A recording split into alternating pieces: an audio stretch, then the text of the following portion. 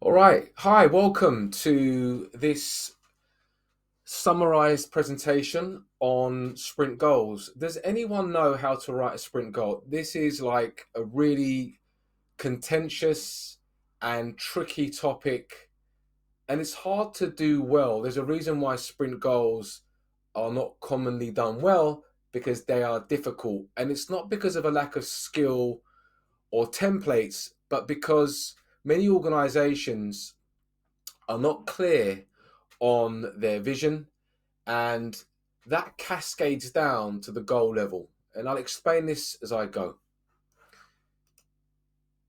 Let's start with a definition of a goal. As you can see from this one, this definition, I see words such as direction, journey, and aim, but I don't see solution. So goals do not contain solutions. But then we should ask the question, are solutions always a bad idea? For example, if you're banging a nail into a piece of wood, it might be okay to give a solution to this problem because it's hardly innovation. It's quite clear at what we're trying to achieve. Whereas if you were a football coach for a football team, would it be helpful if you gave the team just one way to win, giving them a solution? Probably not, because sports, like innovation, does not have one answer. So I think we benefit from options when we're dealing with complex challenges and opportunities. And we're using the Stacy matrix here as one model to, make the point. Whereas when we're dealing with DIY, with the hammer and a nail example, I think we benefit less from creating options because it's straightforward as a task, cause and effect is known, and we can just simply get on with it. So, what type of work are we in as Scrum Masters, as product owners? You may be a manager, a developer, a lead developer, whoever.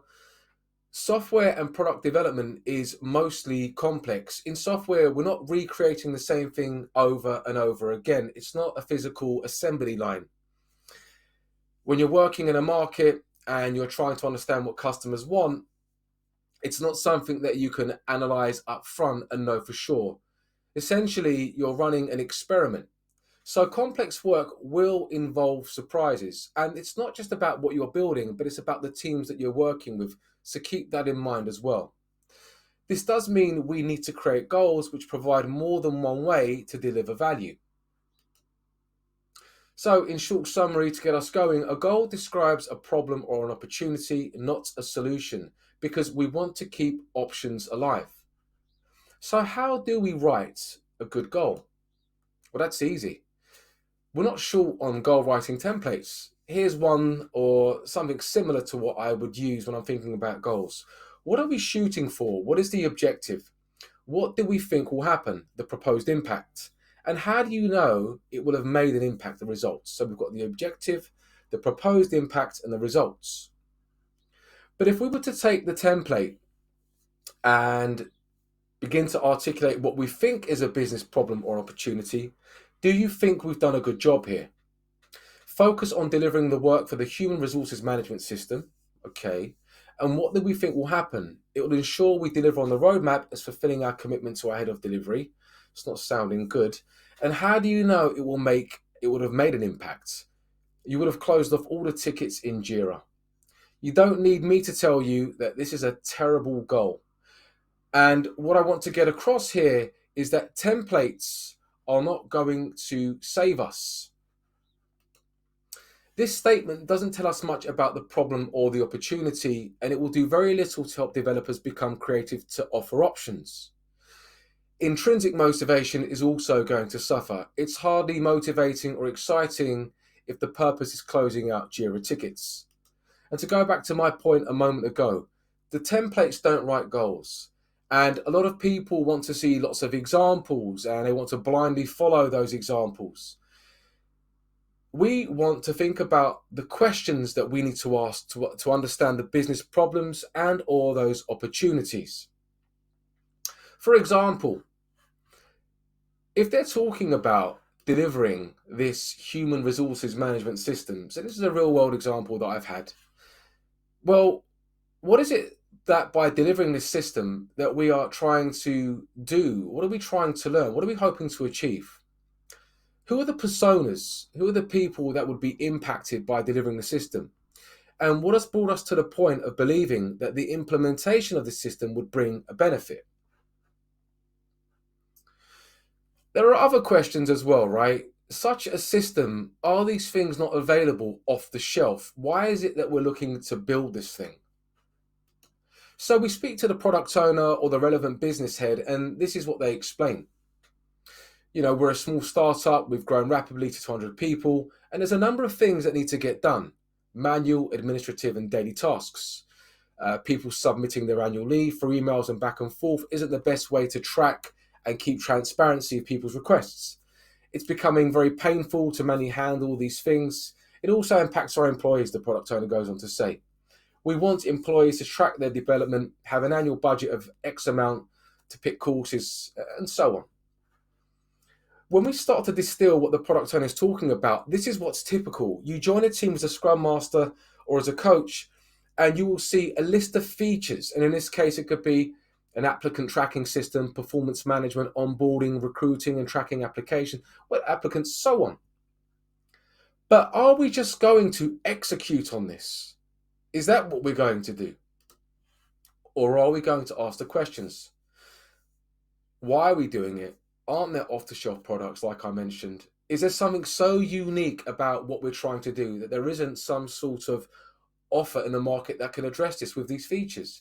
Are we reinventing the wheel? Look, the point of this example is not to then give you some incredible goal that you can copy and paste into your workplace. I want to make the point that templates won't do the thinking for you.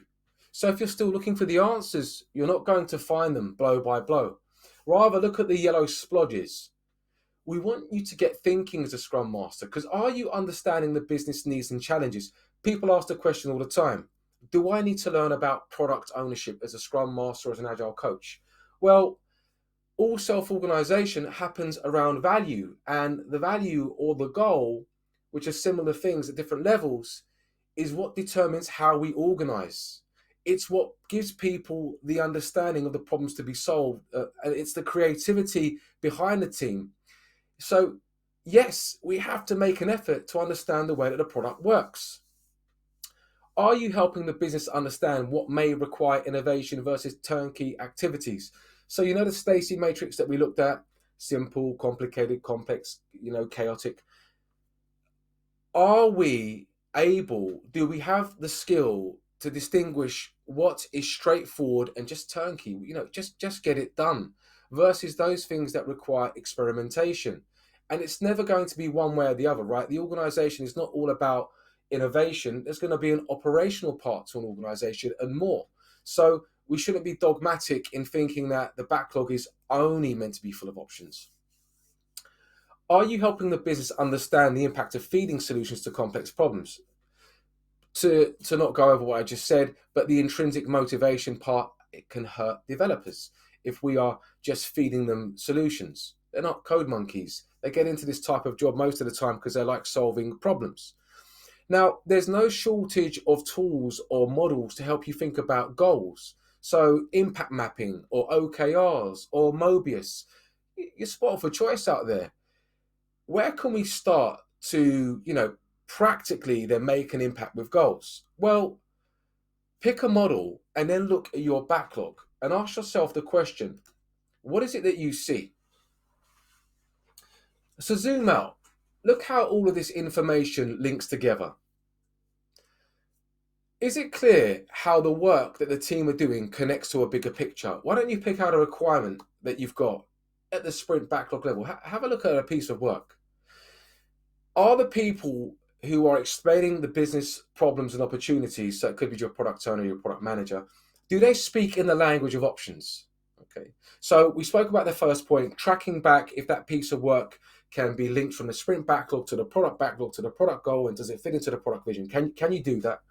And if you've done that, are you looking at the product backlog, for example, and is it full of instructions and solutions, or is it full of ideas? invitations to conversations. If the connection to the bigger picture is unclear, that can sometimes be a reason why we have backlogs full of solutions being fed down to teams. Because if it is a product backlog full of these, it's going to be a sprint backlog quite commonly full of those. Now, I'm not saying this is the only reason why we end up in a situation where we haven't written sprint goals and we've ended up feeding solutions down. There are other reasons. Sometimes there are product owners and managers who understand how to articulate the information, but there might be something quite politically sensitive in their organization. And they are being squeezed from stakeholders above all their managers and just told to, crack the whip and get on with it and feed solutions. As I start to wrap up, I don't want to make this too drawn out. The most common thing I see, and you've heard the expression, I'm sure, that a fish rots from the head down. And what I'm implying with that analogy is that if the product vision is unclear, the head of the fish, then everything below it rots. Everything below it is affected. The takeaway from this presentation is to again reiterate, we can't just give you sprint goals to copy and paste. We do need to be inquisitive. We do need to be curious. We do need to challenge the people in the product space.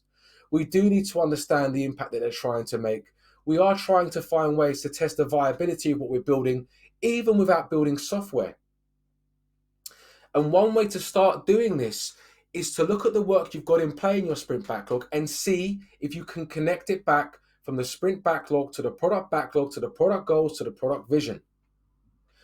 What this does is it allows you to create the conversation with the product person or the product people to understand the problems that we're truly trying to solve. And remember, like I said, Mobius or impact mapping or story mapping or OKRs, these are great tools, but they won't do the thinking for you. Feel free to continue the conversation at the Agile Rooms, where we're happy to take on more of your questions and maybe expand on working out examples for work-specific questions that you have on goals. All right, thanks for watching.